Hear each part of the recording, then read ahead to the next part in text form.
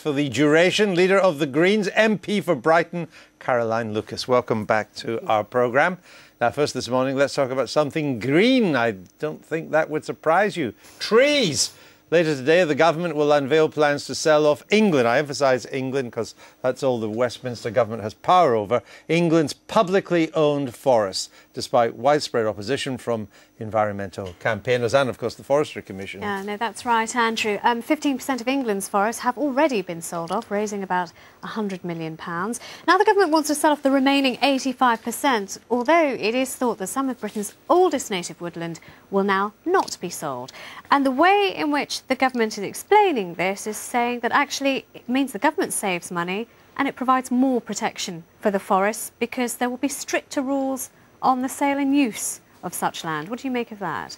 Well, it sounds very nice, doesn't it? But actually, I don't really believe what it says on the tin, if you like. There are real concerns about selling off forests. The reason the government's doing it, it says, is to make money. It's part of its deficit reduction programme.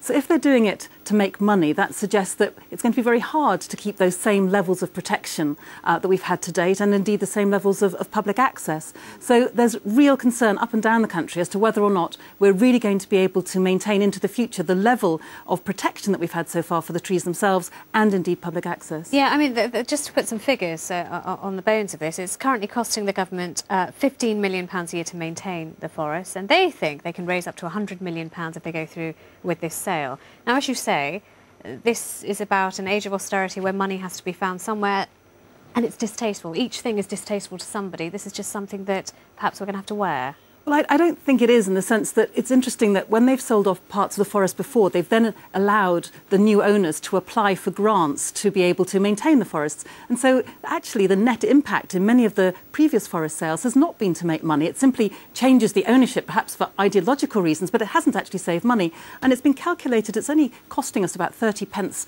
each per year for protecting our forests. That's not very much, given that the pleasure and leisure that it gives us. Where does it leave David Cameron's green credentials? When we've talked about hugging a husky before, the Green Bank, much was made of that. Where is he now with all this? Well, I think he's hanging out to dry, to be honest. With the Green Investment Bank, we're now hearing it's not going to have very much money. It may not even be a bank, and if it is a bank, it's going to possibly fund nuclear. That doesn't sound very green. You mean it won't be green or a bank?